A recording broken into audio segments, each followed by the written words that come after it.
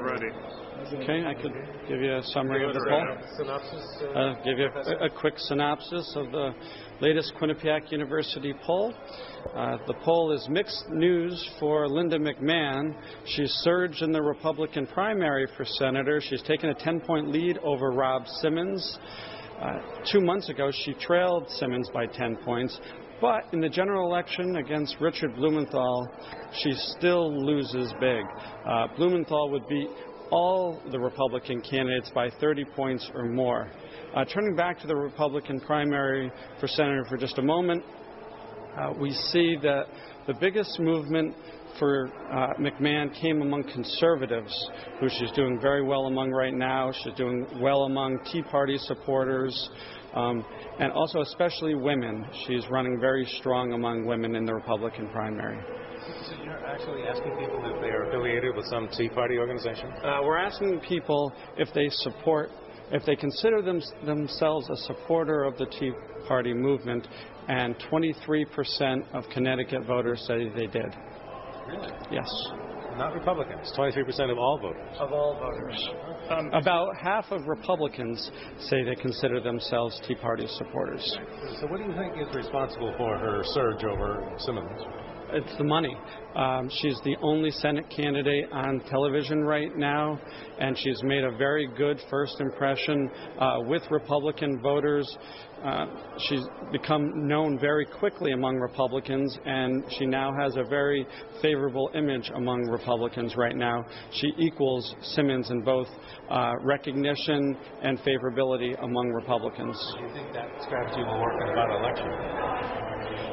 It's going to be tough to use money to defeat Blumenthal because he's already so well known and so well liked among Connecticut voters. It's going to be very difficult for any opponent of his to raise his negatives.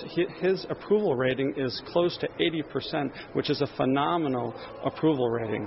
So whoever the Republican candidate is, it's going to be a tough task to defeat Blumenthal. It has to be attack ads to bring up his negatives. Is the only way you can do it. That's what the opponent will try to do. But as I said, it's really difficult because Blumenthal has been the Attorney General for 20 years. He's extraordinarily popular. And history shows that it's very difficult to drive up the negatives of someone who is so well liked as Blumenthal. What about the WWE, her being the former executive? Does that hurt her in the general election? It does. It's more of a negative than a positive. About a third of the voters say her experience as CEO of the WWE makes them less likely to vote for her. Why is that? Because they've heard negative things about it? Presumably. We also asked another question about people's opinion of professional wrestling, and it's decidedly negative. Can't escape. No. I should add, in the Republican primary, the question about her being the CEO of the WWE does not appear to be as big of a negative as it is in the general election. Republicans are evenly divided as whether they'd say that makes them more likely to vote for her as less likely. So would that be an opening for Simmons in a potential primary in your view?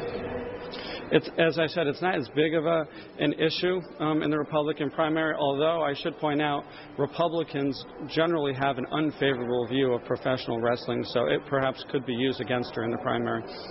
There were televised Senate debates this month. Any evidence that they had any impact on the polling at all? Not at all. Alpert is still way behind Blumenthal in the primary. He's in low single digits. He really gets crushed by Blumenthal. So even though there were some favorable reviews of Alpert's debate performance, it does not seem to have affected the Democratic primary for senator.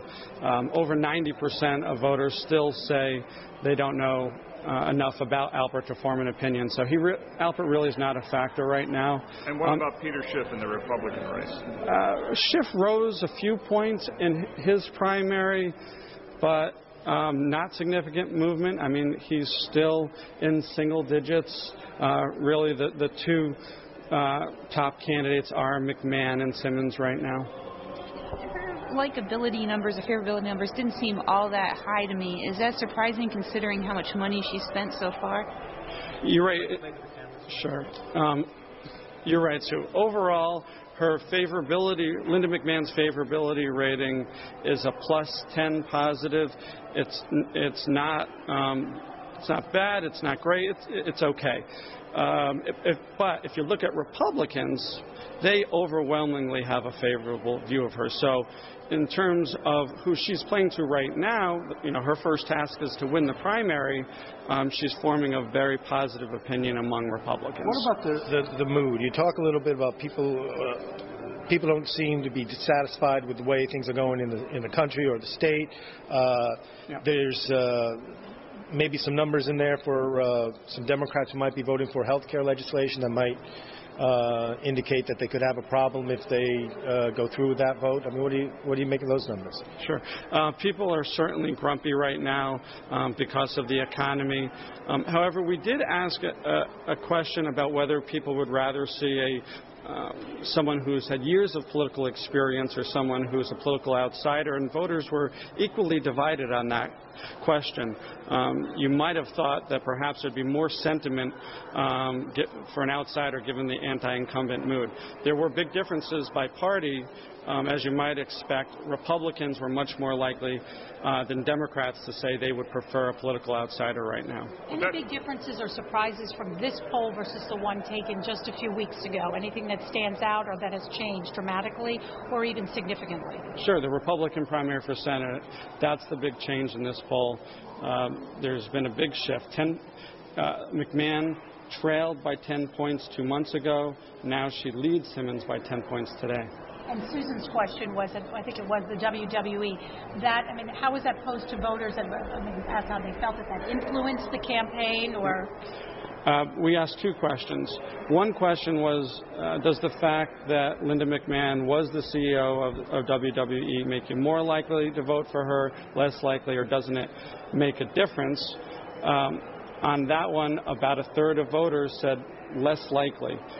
On another question that we asked, is your opinion of the WWE, is your opinion of professional wrestling favorable, unfavorable, or haven't you heard enough about it? That was overwhelmingly negative.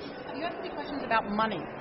Yes, we asked one question about money, whether people would prefer a Senate candidate who is wealthy and used their own funds to pay for their campaign, or a candidate that relied on private donations. And by a 10-point margin, people favored the private donations over a wealthy candidate.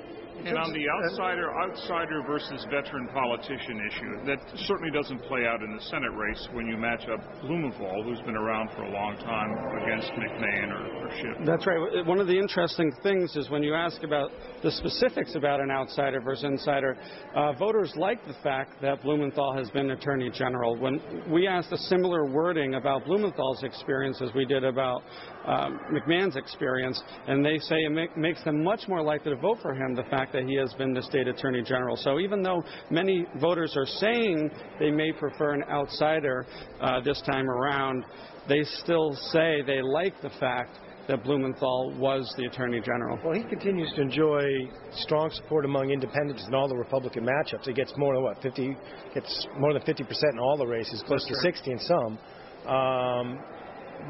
And he seems to get about 30% or so of Republicans. What does that say about it? Yeah, that's very impressive, the 30% of Republicans voting for Blumenthal. You would expect that as you get closer to the election that Republicans will go back to whoever their candidate is. But at this point in time, it just shows the very high popularity of Blumenthal, the fact that he can appeal across the board to not just Democrats but to Republicans and independents. But what if he's able to hang on to that?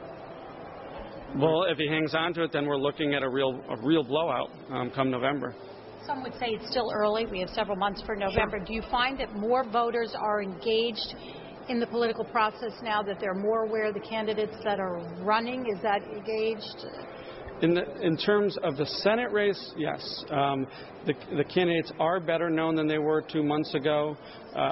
When you look at McMahon, a few months ago, about only a third could express an opinion about her. Now a majority can express an opinion about McMahon. So majority of voters.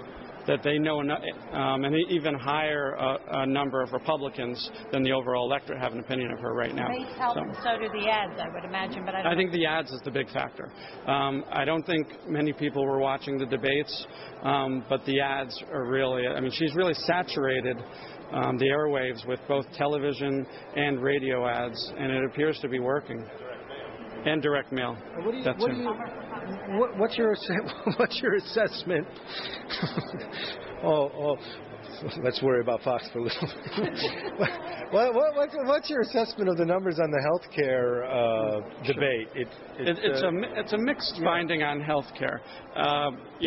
If you're a supporter of President Obama's health care reform plan, there are numbers that would show that the plan is popular.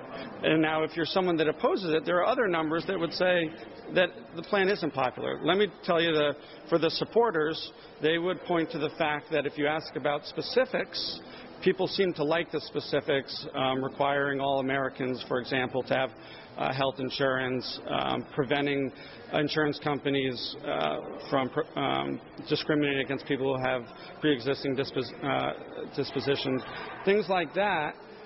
Then people are supportive. If you ask about who do you think would do a better job on health care, President Obama or the Republicans in Congress, they say President Obama. If you say, do you want Congress to get something done on health care or to rather than drop it, they say no, they want to see something done.